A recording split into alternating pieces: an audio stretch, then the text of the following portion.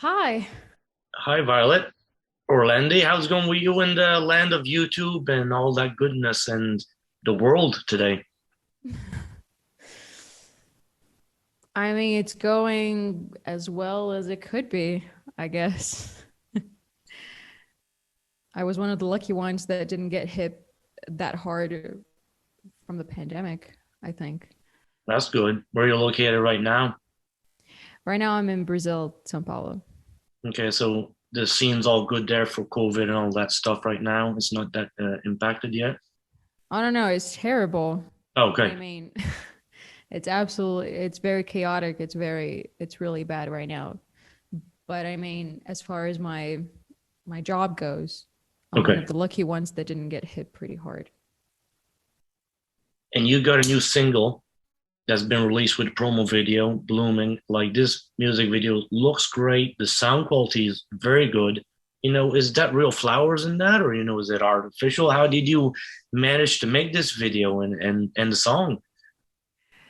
They were supposed to be real. I really wanted them to be, but I'm like, there's no way on earth I'm going to be able to pretty much direct my first music video all alone in a pandemic with very few people to help with real flowers that have an expiration date.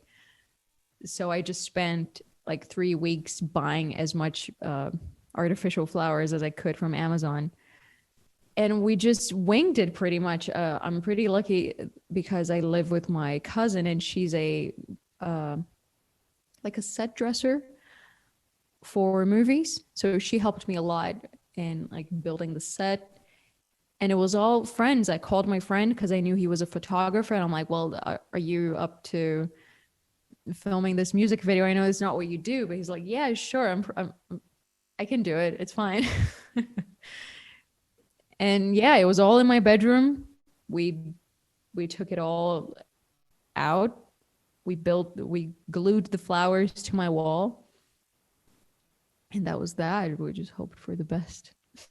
Let's say, making promo videos like that, you do obviously a great job at it and you've mastered the art, it seems, with the lighting and angles and stuff.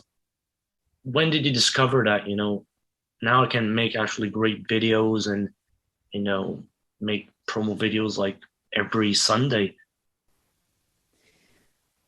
Boy, I mean, it took years.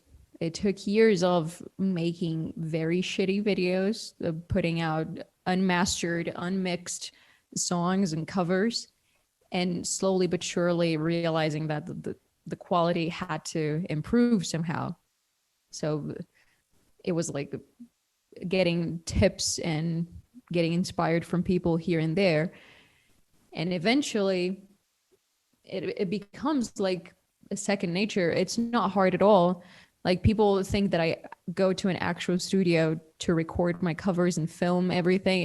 It's literally everything in my bedroom. This is the only mic that I use to record everything. This is where I sit when I record the vocals and I record my guitar and everything. Right here I have a black backdrop, which looks very fancy and professional when you see it in the video. And that's it, man. It's just turn on your camera and just go at it. But I mean, your products do look great, and I mean, you can see it with your YouTube views and subscriber count. I mean, when did you realize one day I actually made it? And it's looking very good for me now. It hasn't. I haven't felt that at all. So it didn't At kick in first, yet. no, no, not at all. I'm like, I don't know. Is it? I just have. I don't know. YouTube nowadays is just such a different landscape than even from when I started posting videos. Like if I had the sub count that I had back then, that I had now back then, I don't know if I would still feel the same, but I'm like, in the general scope of things, um, it's great. I built myself such a nice little niche of people that really like that type of stuff, that type of music, and the fact that I'm not I'm not really faithful to the original arrangements, which is a blessing because then I would find it really boring to keep going. Right. But I've never felt accomplished, which sounds terrible.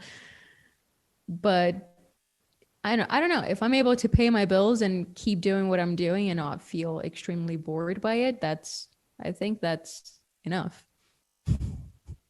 Your love for dark rock and stuff, it shows in it, and it's lovely melodies and stuff. Let's say you take an acoustic guitar versus an electric guitar.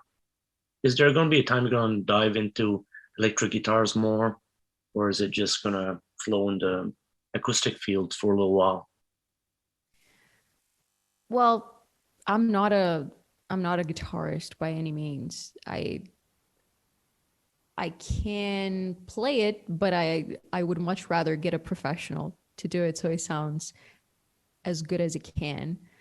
But the fact is that because I love taking songs and playing them in a way that doesn't exist yet, or at least uh I got I always try to go for the opposite. So because I like very dark rock and even a little bit of metal, I always find it interesting to turn those songs into an acoustic track. So that's why most of my videos are acoustic. But I don't know. Like, I've always been in love with those MTV Unplugged. Okay. And I don't know, it sounds so raw and so beautiful to see those songs being stripped down of all of the heavier production. And I would just love to hear every song in the world being played like that. So I don't know. I guess that's what I'm trying to do. But then, of course, I also I also love doing songs with the heavier production, with the electric guitars and the double drums, whatever. Yeah. Mostly because I'm a female and most of the songs that I play are not sung by females anyway, so it does sound different in the end. And that's what I think is cool. Let's go, with your latest album coming out, High Priest Daughter. Did you produce and master it yourself? I produced it myself with the help of my friend Brian DMR and Toby Wright. They kind of were there for me every time that I needed them. But I recorded everything mostly myself, again, in my bedroom. No treatment on the walls, like as is, like did the best that I could. And I didn't master it because I I don't do that. So we got an actual professional in mastering to do that for us. This great guy that was already working with us for our side project, my side project that I have with Toby and Brian, which is She Won't Live. So I already knew he was great. So yeah, it was just a matter of organizing it and making everything sound as clean as possible. Going and making music like this and making it sound so good, from your bedroom, that means you have the art of producing, not just singing. You have the ear. Would you agree? I hope so. I mean, yeah, yeah. I'm a very insecure person, so I would not call myself a producer.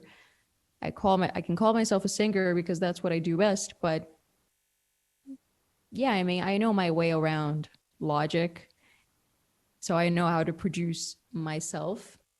Right. But yeah, I just look at what other people can do, and I'm like, nah, they they're the producers, not me. Well, let's say for writing this album, versus doing cover songs, was it a whole different world for you, or is it you did just come natural? I mean, in many ways, I don't know. I went to songwriting university, so for a long time, writing originals was my life, right? We had to write what, like 4 original songs a week. It was extremely intense. So the cover thing only started me towards the end of university because I really wanted to dedicate myself to a project after I didn't have to attend classes anymore, because that brought so much structure to my life that I really liked. And I'm like, now that I'm graduating, I need something to pour myself into. Otherwise, I'm never going to pick up the guitar again. I need something to be forced to do, quote unquote, forced. So that's when I started. I just started uploading covers every damn Sunday. And it started building like that. And then when it came time to produce the album, I already had the songs because I was writing them with no intention whatsoever of putting them into an album or EP or even releasing them ever. But then when it came the time to put something out, I'm like, I have all of this material that's just sitting there and it's very coherent. So why not use that for an actual project that I can show people? Let's say when you do record cover songs, is there like a backlog with stuff that you've not released yet, or is it once a week you're just pulling it out and just doing it? What, for covers or Yeah, let's say originals? for covers. Oh God. I mean, I have so many playlists on my Spotify with things to cover Okay. that the thing that I could or that I would want to do at some point. And then every week it's just a matter of playing through them and seeing what clicks, what sounds right. Because, and I mean, I literally just play it by ear, which can become so chaotic because it's like Tuesday and I still don't know what I'm going to post on Sunday.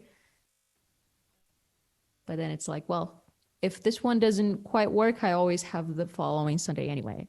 So I don't attach myself too much to projects like that. When you release singles and stuff, like you did for Blooming, and you got to find an artwork for it, and then you got to find the artwork for your album, and this and that, and oh, another single, another artwork. Do you find that's like a big job to do, or is it just, it's natural? Let's just put something and put the logo. Well, for originals, I put in a lot of time and thought as to what's going to look like. But for covers, I don't care that much because I think even subconsciously, I always want my original material to look more professional than my covers anyway. And I don't know, like a cover, the song already exists and have existed for so long. Like, who cares what my album art looks like? But if it's my original, I want it to look exactly the way that I want it to look. So we do spend a lot of time talking about that. From here on in the future, you're going to be working on more albums and just keeping the stuff coming to the fans, or is it take a little break now and just work back on covers? What's your plans on that? No, I don't see any breaks in my future. Not anytime soon. Right now, I'm literally going to wait for my solo album to be out.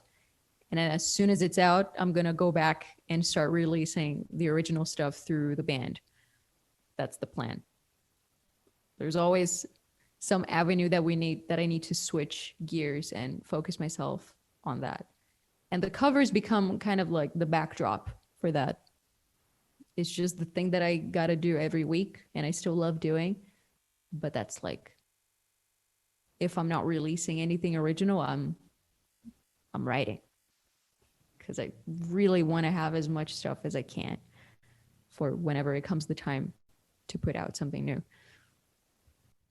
Let's say the music scene in Brazil, after COVID-19, how is it going to be? Is it going to be booming, or is it, just going to be starting over again? Where do you see that? I mean, I can only hope that it flourishes again. I I would be lying if I said that I was inserted in that scene in any way, because when YouTube started taking off for me, career wise, I just had to dedicate myself so much to it, and all of my time went to it, and there's literally no time left. Like, I sleep in my office, in my studio every day. So it's literally, it never stops. I work Monday through Sunday, and there's always something to do. And there's always the covers that can't stop coming, because there are so many people that actually pay me to see them coming every week. Mm. And the originals, of course, that fuel the soul, and it feels so good for me to put out just whatever I want. So yeah, it all, my world is very much online at this point, not just because of the pandemic. Without the online, and let's say go back to the 1980s and be on tour, how would life be different for you? Oh, I would love it. I hope I would love it. It just, I imagine myself living back like in the 90s or 80s, and really being inserted in a music scene where you see all of these different bands actually coming up together. That must feel really good, really powerful. My really good friend Anthony Vincent from 10 Second Songs, he lived through the 90s.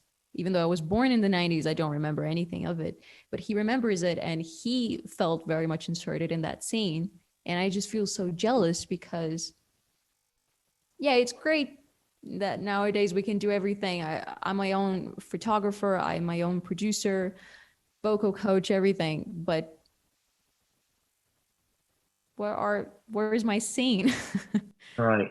So I don't know. I think that's what we're trying to do, is find those people online, like Halo Sane, Lauren Babic, First to 11, and we're trying to stick together. At least there's some camaraderie there.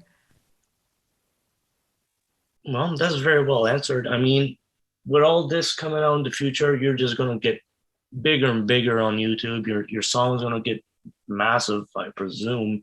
Your singles and your music videos are gonna flourish. I mean, the Spotify world versus YouTube world. What's your take on that? Oh. Because you're on Spotify, and I'm sure you do want to have lots of traction there, but YouTube is the market right now. Yeah, it's it's I don't know. I think those two things go very much hand in hand, because it just feels so different, one platform from the other. Like, it's very surreal seeing the numbers change so drastically on Spotify, because if people are not actively listening to you, your listeners numbers are going to go down. And they're like, what the hell? I thought you were listening to my stuff. And being a YouTuber, just the way you look at numbers can be so obsessive, unfortunately. With YouTube, at least, there's a little bit, it feels a little bit more written in stone, because if you subscribe, you're always going to be a subscriber, unless you in the future decide to unsubscribe. But Spotify, I think it's even more brutal than YouTube. I don't know. I think it's very hard to find a niche just solely through Spotify, I don't know. I don't know how to do that. To me, it goes hand in hand.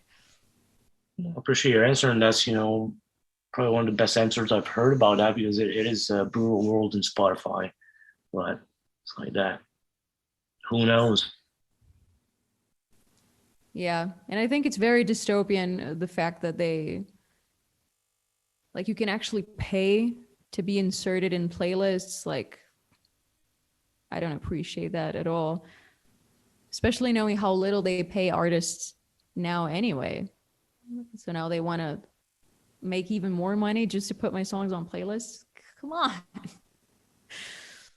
But Money world. every platform has their issues. That's true.